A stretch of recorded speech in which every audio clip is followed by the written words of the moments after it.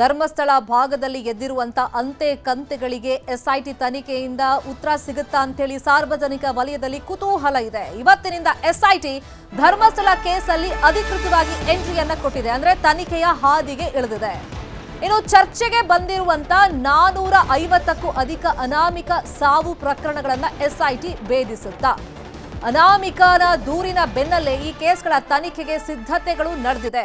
ವ್ಯಕ್ತಿಯೊಬ್ಬ ಬರ್ತಾನೆ, 100 ಶವಗಳನ್ನ ಆ ಭಾಗದಲ್ಲಿ ನಾನು ಹೂತಿಟ್ಟಿದ್ದೀನಿ, ನಾನೀಗ ತೋರಿಸೋದಕ್ಕೆ ರೆಡಿ ಇದ್ದೀನಿ ಅಂತ ಆತ ಹೇಳಿಕೆ ಕೊಟ್ಟ ಮೇಲೆ ತೀವ್ರ ರೀತಿಯಲ್ಲಿ ಸಂಚಲನ ಉಂಟಾಗಿತ್ತು. ಈಗ ಆತನ ಹೇಳಿಕೆ ಆಧಾರದ ಮೇಲೆ ಎಸ್ಐಟಿ ಯಾವ ರೀತಿ ತನಿಖೆ ಮಾಡುತ್ತೆ ಅಂತ ಹೇಳಿ ಕುತೂಹಲ ಇದೆ. ಪೊಲೀಸ್ ದಾಖಲೆಗಳಲ್ಲಿ ಅನಾಮಿಕ ಸಾವುಗಳ ಬಗ್ಗೆ ಉಲ್ಲೇಖ ಇದೆಯಾ? ಗುರುತು ಪತ್ತೆಯಾದ ಮೃತದೇಹಗಳ ಪಟ್ಟಿ ಇದೆಯಾ? 2003ರಿಂದ 2013ರವರೆಗಿನ ಅನಾಮಿಕ ಸಾವು ಪ್ರಕರಣಗಳ ಬಗ್ಗೆ ತನಿಖೆ ಯಾವ ರೀತಿ ಆಗುತ್ತೆ ಅನ್ನೋ ಕುತೂಹಲ ಇದೆ. ಅನಾಮಿಕನ ದೂರಿನ ಬೆನ್ನಲ್ಲೇ ಈ ಸಾವುಗಳ ಬಗ್ಗೆನೂ ಚರ್ಚೆಗಳು ಆಗ್ತಾ ಇದೆ. ಆತ್ಮಹತ್ಯೆ, ಆಕಸ್ಮಿಕ ಹಾಗೂ ಹಲವು ಅಸಹಜ ಸಾವುಗಳ ಬಗ್ಗೆ ದಾಖಲೆಗಳು ಇದೆ. ಬೆಳ್ತಂಗಡಿ ಠಾಣೆ ದಾಖಲೆಗಳಲ್ಲಿ 450ಕ್ಕೂ ಅಧಿಕ ಸಾವುಗಳ ಬಗ್ಗೆ ದಾಖಲೆ ಇದೆ ಅನ್ನೋ ಮಾಹಿತಿ ಇದೆ. ಈಗ ಈ ಸಾವಿನ ಪ್ರಕರಣಗಳ ಬಗ್ಗೆನೂ ತನಿಖೆ ಎಸ್ಐಟಿಯಿಂದ ಆಗುತ್ತಾ? ಪೊಲೀಸ್ ದಾಖಲೆಗಳಲ್ಲಿ ಯುಡಿಆರ್ ಅಂತೇಳಿ ದಾಖಲು ಮಾಡಿಕೊಂಡಿದ್ದಾರೆ. ಈ ಪ್ರಕರಣಗಳ ಫೈಲ್ ಎಸ್ಐಟಿಗೆ ವರ್ಗಾವಣೆ ಆಗುತ್ತಾ? ತನಿಖೆಯ ಆಯಾಮದಲ್ಲಿ ಇದು ಕೂಡ ಸೇರ್ಕೊಳ್ಳುತ್ತಾ ಅನ್ನುವಂಥದ್ದು ಈಗಿರುವಂತಹ ಪ್ರಶ್ನೆ. ಇಲ್ಲಿ ಸಾಕ್ಷಿಗಳನ್ನ ಯಾವ ತರ ಕಲೆ ಹಾಕಲಾಗುತ್ತೆ? ಪೊಲೀಸ್ ದಾಖಲೆಗಳಲ್ಲಿ ಏನಾದ್ರೂ ಲೋಪದೋಷ ಈ ಹಿಂದೆ ಆಗಿತ್ತಾ? ಸಾಕ್ಷ್ಯಾಧಾರಗಳ ಕೊರತೆ ಏನಾದ್ರೂ ಆಗಿತ್ತಾ? ಹಲವಾರು ಪ್ರಕರಣಗಳು ಇರೋದ್ರಿಂದ ಯಾವ ಲೀಡ್ ಸಿಗುತ್ತೆ? ಈಗ ಒಂದಾದ್ರೂ ಕ್ಲೂ ಸಿಗಬೇಕು, ಲೀಡ್ ಸಿಗ್ತಾ ಹೋಗ್ಬೇಕಲ್ಲ ಕೇಸನ್ನ ಸ್ಟಾರ್ಟ್ ಮಾಡೋದಕ್ಕೆ.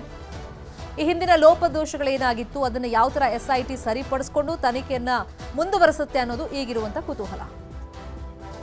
ಇದೇ ವಿಷಯವಾಗಿ ಇನ್ನಷ್ಟು ಡೀಟೇಲ್ ಆಗಿ ಇನ್ಫಾರ್ಮೇಶನ್ ಅನ್ನ ಕೊಡ್ತಾ ಹೋಗೋದಕ್ಕೆ ನೇರ ಸಂಪರ್ಕದಲ್ಲಿ ಜಾಯಿನ್ ಆಗಿದ್ದಾರೆ ನಮ್ಮ ರಿಪೋರ್ಟರ್ ಕಿಶನ್ ಶೆಟ್ಟಿ. ಇಡೀ ರಾಷ್ಟ್ರವೇ ಬಹಳ ಕುತೂಹಲದ ಕಣ್ಣುಗಳಿಂದ ಕಾಯ್ತಾ ಇದೆ. ಈ ಪ್ರಕರಣದಲ್ಲಿ ಏನಾಗುತ್ತೆ?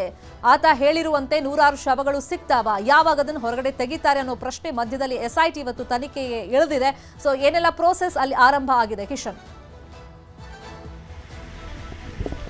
ಶರ್ಮಿತಾ, ಇಡೀ ರಾಷ್ಟ್ರವೇ ಎದುರು ನೋಡ್ತಾ ಇರುವಂತಹ ಧರ್ಮಸ್ಥಳದ ಈ ಪ್ರಕರಣ ಇವತ್ತು ಅಧಿಕೃತವಾಗಿ ಎಸ್ಐಟಿ ಚಾಲನೆಯನ್ನು ಕೊಟ್ಟಿದೆ. ಇಲ್ಲಿ ಮಂಗಳೂರು ಪೊಲೀಸ್ ವರಿಷ್ಠಾಧಿಕಾರಿ ಕಚೇರಿ ಬಂದ ಬಳಿಕ ಧರ್ಮಸ್ಥಳ ಪೊಲೀಸ್ ಠಾಣೆಗೆ ಎಸ್ಐಟಿ ಅಧಿಕಾರಿಗಳು ಬಂದು ಪ್ರಕರಣದ ಇಂಚಿಂಚು ಮಾಹಿತಿಗಳನ್ನು ಪಡ್ಕೊಳ್ತಿದ್ದಾರೆ. ಕಳೆದ 20 ವರ್ಷಗಳಿಂದ ಧರ್ಮಸ್ಥಳ ಮತ್ತು ಬೆಳ್ತಂಗಡಿ ಪೊಲೀಸ್ ಠಾಣಾ ವ್ಯಾಪ್ತಿಯಲ್ಲಿ ಆದಂತಹ ಅಸಹಜ ಸಾವಿನ ಪ್ರಕರಣ, ಅಂದರೆ ಧರ್ಮಸ್ಥಳಕ್ಕೆ ಸಂಬಂಧಪಟ್ಟಂತೆ ಅಸಹಜ ಸಾವಿನ ಪ್ರಕರಣದ ಎಲ್ಲ ಮಾಹಿತಿಗಳನ್ನು ಪೊಲೀಸರು ಈಗ ಕಲೆ ಹಾಕ್ತಿದ್ದಾರೆ. ಯಾಕೆಂದರೆ ಎರಡೂ ಪೊಲೀಸ್ ಠಾಣೆಯ ಸಿಬ್ಬಂದಿ ಈಗ ಆ ಕಾರ್ಯದಲ್ಲಿ ನಿರತರಾಗಿರುವಂಥದ್ದು. ಕಳೆದ 20 ವರ್ಷಗಳಿಂದ ಧರ್ಮಸ್ಥಳ ವ್ಯಾಪ್ತಿಯಲ್ಲಿ ಆದಂತಹ ಅಸಹಜ ಸಾವು, ನಿಗೂಢ ಸಾವು ಮತ್ತು ಪತ್ತೆಯಾಗದ ಪ್ರಕರಣಗಳನ್ನು ಜಾಡಿಸುವಂಥ ಕೆಲಸಗಳನ್ನು ಈಗ ಪೊಲೀಸರು ಮಾಡ್ತಾ ಇರುವಂಥದ್ದು. ಈ ನಿಟ್ಟಿನಲ್ಲಿ ಎಸ್ಐಟಿ ಇವತ್ತು ಸಂಜೆ ವೇಳೆಗೆ ಧರ್ಮಸ್ಥಳ ಪೊಲೀಸ್ ಠಾಣೆಗೆ ಬರುವಂತಹ ಸಾಧ್ಯತೆಗಳು ಕೂಡ ಇದೆ. ಹಾಗಾಗಿ ಅವರಿಗೆ ವರದಿಯನ್ನು ಒಪ್ಪಿಸಬೇಕಾದಂತಹ ಹೊಣೆಗಾರಿಕೆ ಈಗ ಧರ್ಮಸ್ಥಳ ಪೊಲೀಸ್ನವರಿಗಿರುವುದರಿಂದ ಸಾಕಷ್ಟು ಅತ್ಯಮೂಲ್ಯ ಮಾಹಿತಿಗಳನ್ನು ಕಲೆ ಹಾಕ್ತಾ ಇದ್ದಾರೆ ಮತ್ತು ಆ ವರದಿಯನ್ನು ಎಸ್ಐಟಿ ತಂಡಕ್ಕೆ ಕೊಡುವಂಥ ಎಲ್ಲ ಸಾಧ್ಯತೆಗಳು ಕೂಡ ಇದೆ. ಮತ್ತೊಂದು ಕಡೆ ಅನಾಮಿಕ ವ್ಯಕ್ತಿ ಕೋರ್ಟಿಗೆ ಬಂದು ತನ್ನ ಹೇಳಿಕೆಯನ್ನು ಕೊಟ್ಟಿದ್ದಾನೆ. ತಾನು ಕಳೆದ 20 ವರ್ಷಗಳಿಂದ ಧರ್ಮಸ್ಥಳದಲ್ಲಿ ಸಾಕಷ್ಟು ಹೆಣಗಳನ್ನು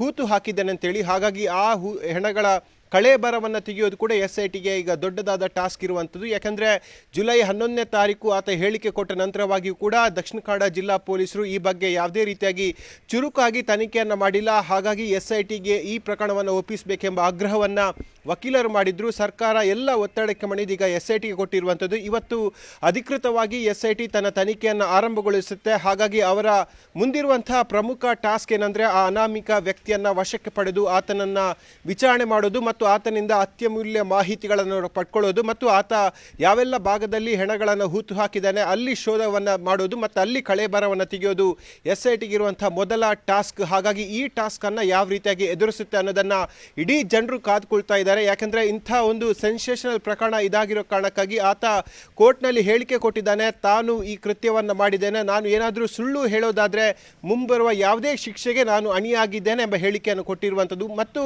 ನನ್ನನ್ನು ಬ್ರೈನ್ ಮ್ಯಾಪರಿಂಗ್ ಆಗಿರ್ಬೋದು, ಬೇರೆ ಬೇರೆ ಪರೀಕ್ಷೆಗಳಿಗೆ ಒಳಪಡಿಸಬಹುದು, ಎಲ್ಲದಕ್ಕೂ ನಾನು ರೆಡಿ ಆಗಿದ್ದೇನೆ ಎಂಬ ಹೇಳಿಕೆಯನ್ನು ಅನಾಮಿಕ ವ್ಯಕ್ತಿ ಕೊಟ್ಟಿರುವಂಥದ್ದು. ಈ ನಿಟ್ಟಿನಲ್ಲಿ ಆತನ ಹೇಳಿಕೆ ಅನುಸರಿಸಿ ಎಸ್ಐಟಿ ಮಾಡುವಂಥ ತನಿಖೆ ಅದು ಬಹಳಷ್ಟು ಇಂಪಾರ್ಟೆಂಟ್ ಆಗಿರುವಂಥದ್ದು ಮತ್ತು ಎಲ್ಲ ಕುತೂಹಲಗಳಿಗೆ, ಎಲ್ಲ ಗೊಂದಲಗಳಿಗೆ ಎಸ್ಐಟಿ ಉತ್ತರ ಕೊಡುವಂಥ ಸಾಧ್ಯತೆಗಳು ಕೂಡ ಇರುವಂಥದ್ದು. ಸದ್ಯ ಬೆಳ್ತಂಗಡಿ ಮತ್ತು ಧರ್ಮಸ್ಥಳ ಪೊಲೀಸರು ಈ ಬಗ್ಗೆ ವರದಿಯನ್ನು ಸಿದ್ಧಪಡಿಸ್ತಿದ್ದಾರೆ. SIT ಈ ಕೇಸನ್ನು ಹ್ಯಾಂಡ್ ಓವರ್ ಮಾಡಿದ ಬಳಿಕವಾಗಿ ಅವರಿಗೆ ಸಂಪೂರ್ಣವಾಗಿ ವರದಿಯನ್ನು ಒಪ್ಪಿಸ್ತಾರೆ. ಆನಂತರವಾಗಿ ನಾಳೆಯಿಂದ SIT ಅಧಿಕೃತವಾಗಿ ಬೇರೆ ಬೇರೆ ಜಾಗಗಳಿಗೆ ಹೋಗಿ ಅಲ್ಲಿ ಪರಿಶೀಲನೆ ಮಾಡ್ತಾರೆ ಮತ್ತು ಕಳೆ ಭಾರವನ್ನು ತೆಗೆದಂಥ ಸಂದರ್ಭದಲ್ಲಿ ಅದಕ್ಕೆ ಮುಂದರುವ ಪ್ರೊಸೀಜರ್ ಅದು DNA ಟೆಸ್ಟ್ ಆಗಿರ್ಬೋದು ಮತ್ತು ಆ ಸಂದರ್ಭದಲ್ಲಿ ಯಾರೆಲ್ಲ ಮಿಸ್ಸಿಂಗ್ ಆಗಿದ್ರು ಅವರ ಫ್ಯಾಮಿಲಿಯವರನ್ನು ಐಡೆಂಟಿಫೈ ಆಗಿರ್ಬೋದು ಮತ್ತು ಬೇರೆ ಬೇರೆ ಮೂಲಗಳಿಂದ ಮಾಹಿತಿಗಳನ್ನು ಸಂಗ್ರಹಿಸಿ 3 ತಿಂಗಳ ಒಳಗಾಗಿ ಸರ್ಕಾರಕ್ಕೆ ಈ ವರದಿಯನ್ನು ಒಪ್ಪಿಸಬೇಕಾಗತ್ತೆ. ಈ ನಿಟ್ಟಿನಲ್ಲಿ SIT ಇವತ್ತಿನಿಂದಲೇ ಕಾರ್ಯಾರಂಭಗೊಂಡಿದೆ. ಮುಂದಿನ ಕೆಲ ದಿನಗಳಲ್ಲಿ ಸೂಕ್ಷ್ಮವಾಗಿ ಎಲ್ಲ ವಿಚಾರಗಳನ್ನು SIT ಕಲೆ ಹಾಕುವಂತ ಸಾಧ್ಯತೆಗಳು ಕೂಡ ಇರುವಂತದ್ದು. ಶರ್ಮಿತಾ, ಈಗಷ್ಟೇ ತನಿಖೆ ಆರಂಭವಾಗಿದೆ ಕಿಶನ್. ಮತ್ತೊಂದ್ ಕಡೆ ಈ ನಂಬರ್ಸ್ ಬಗ್ಗೆನೂ ಕೂಡ ಒಂದಿಷ್ಟು ಚರ್ಚೆಗಳಾಗ್ತಿದೆ. ಆತ ಬಂದು ಹೇಳ್ತಾನೆ 367 ಶವಗಳನ್ನ ನಾನು ಹೂತಾಕಿದ್ದೀನಿ ಅಂತ ಹೇಳ್ತಾನೆ. ಇನ್ನು 2003ರಿಂದ 13ರ ಅವಧಿಯಲ್ಲಿ 400ಕ್ಕೂ ಹೆಚ್ಚು ಅಸಹಜ ಸಾವು ಪ್ರಕರಣ ಅಂದ್ರೆ ಅನಾಮಿಕ ಶವಗಳು ಅಂತ ಹೇಳಿ ಅಲ್ಲಿ ಗೊತ್ತಾಗಿದೆ. ಅಂದ್ರೆ ಈ ನಂಬರ್ಸ್ಗಳು ಬೇರೆ ಬೇರೆ ಆಯಾಮಗಳಂತ ತೆರೆದುಕೊಂಡಾಗ ಕಂಪ್ಲೇಂಟ್ ಕೊಡೋರು ಬೇಕಾಗುತ್ತೆ. ಈ ನಿಟ್ಟಿನಲ್ಲಿ ಎಲ್ಲಾ ಕೇಸ್ಗಳ ತನಿಖೆಯನ್ನು SIT ಮಾಡುತ್ತಾ ಅನ್ನೋದು ಈಗಿರುವಂತ ಕುತೂಹಲ.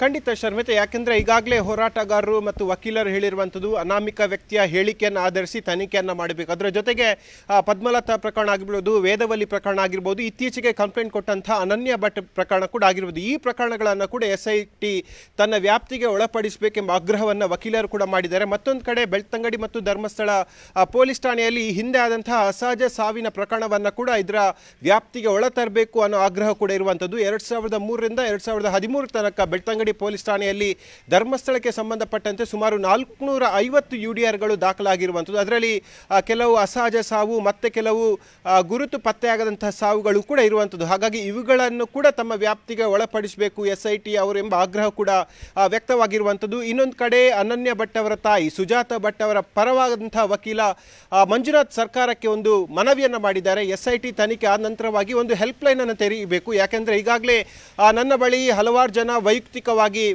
ಮಾಹಿತಿಗಳನ್ನು ತಂದು ಕೊಡ್ತಾ ಇದ್ದಾರೆ. ಆದರೆ ಅದು ಅಧಿಕೃತವಾಗಬೇಕಂದ್ರೆ ಅವರು ನೇರವಾಗಿ SITಗೆ ಒಪ್ಪಿಸಬೇಕು. ಹಾಗಾಗಿ ಈಗ ಅವರು ಹೆಸರು ಹೇಳೋಕ್ಕೆ ಬಹಳಷ್ಟು ಹಿಂಜರಿತಿದ್ದಾರೆ. ತಮಗೆ ಜೀವಭಯ ಇದೆ ಅನ್ನೋದನ್ನು ಕೂಡ ಅವರು ಹೇಳ್ಕೊಳ್ತಾ ಇರುವಂಥದ್ದು. SIT ಒಂದು ವೇಳೆ ಹೆಲ್ಪ್ಲೈನನ್ನು ತೆರೆದಂಥ ಸಂದರ್ಭದಲ್ಲಿ ಮತ್ತಷ್ಟು ಪ್ರಕರಣಗಳು ದಾಖಲಾಗುತ್ತೆ.